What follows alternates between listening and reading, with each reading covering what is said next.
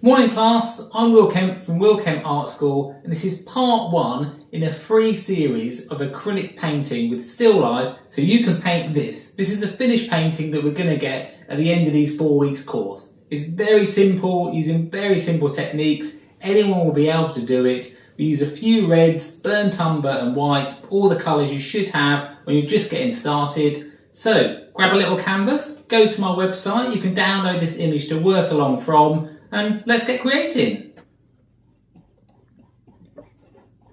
So this is a lighter version of the colour that you've got underneath here. So this is the burnt umber and titanium white.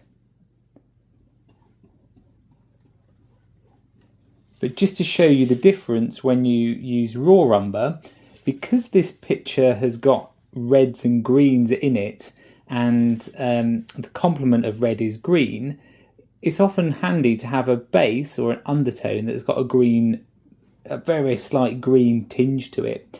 So the raw umber, this again just the raw umber and white,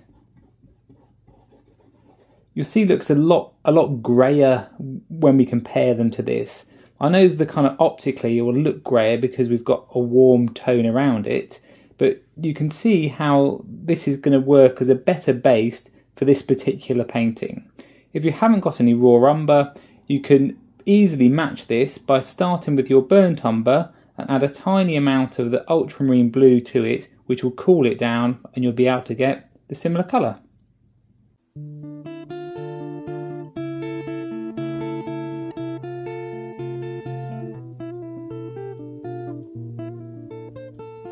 Now I've done the ground with the raw umber and the white, and I've just done a very simple line drawing just with a 3B pencil to get the cherry onto the canvas.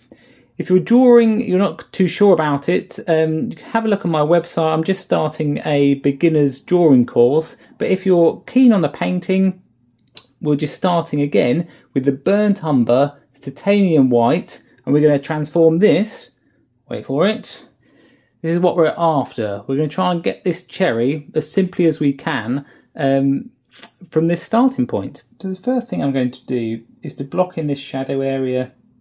This is one of the most common mistakes when you're first starting, is that you concentrate on the object rather than the shadow that the object is casting and falling. So often you'll have like a cup that looks like it's floating, or an apple that looks like it's in space even though it's meant to be on a tabletop. So if you tackle that first, the shadow area, what is often seen as like the most boring part of the picture, if we get that in first, then we'll be ahead of ourselves. So this is just a sable brush. This is from Rosemary Co in England. They're really nice quality brushes. You don't need to use a sable, it was just the closest one that I had by.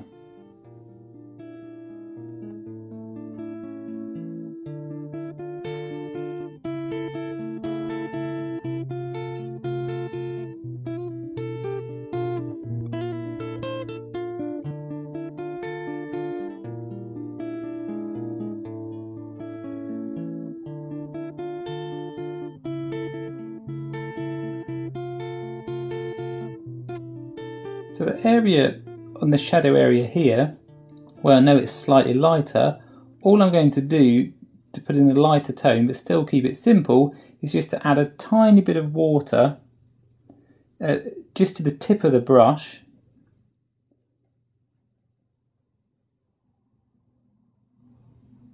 and then it's like a little wash that you can put in.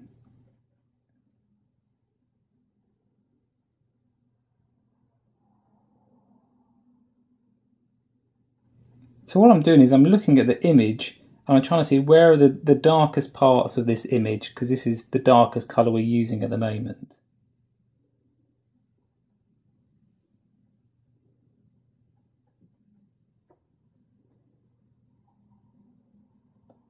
Again, just add a touch of water. On this area here, even though it's the red, often a common mistake when you're painting, especially red objects, is that you think they need to be very light because red is such a bright colour. So what you do is you keep on adding white to it and making it lighter and lighter, whereas in fact the actual tone of red, you know, if you took a black and white photograph of it, is actually quite dark.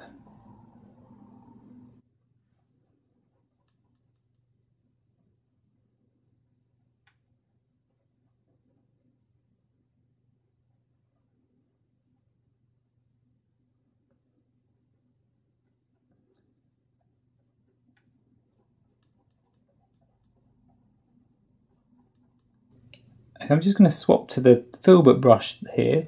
This is an Isabey brush. This is a number 6 and a filbert finish. I always favour the filberts. They're very handy, especially for round objects.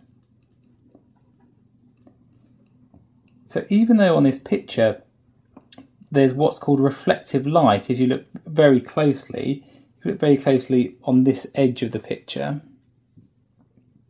So can you see how there's some reflected light here that's bouncing off of the white all around and coming back onto this side? Now, there's also some when you look under here, it's a different tone, it's a lot purplier. But we're not initially worried about that. Often when you're first starting, you try and worry about all these details, but you really don't need to. You need to try and look at the mass form of it, the real basic structure. And then the details or these kind of bits can always come later. It's always best to start simply and then kind of add more detail as you go along.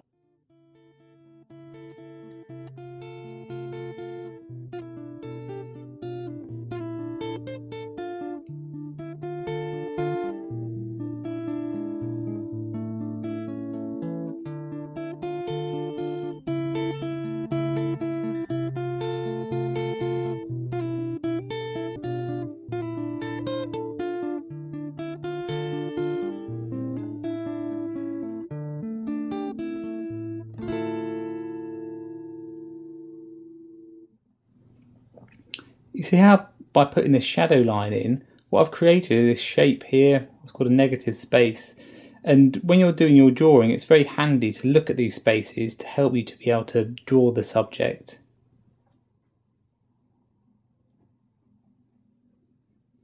Okay, for the first part of that's all we need to do just to get us a basis to get started. Just make sure after this stage, especially if you're using like a sable brush, that you just wash it out well in water, dampen it, use a bit of kitchen roll just to soak up the water into it. And you can squeeze it out so you see how elements of the pigment all come out into there. And then you've got a clean brush. Okay, that won't make any marks on anything, and you can put that to the side because now we're just going to work with a filbert to start blocking in the background. Click to subscribe above so you don't miss the next lesson. This is Will Kemp from Will Kemp Art School.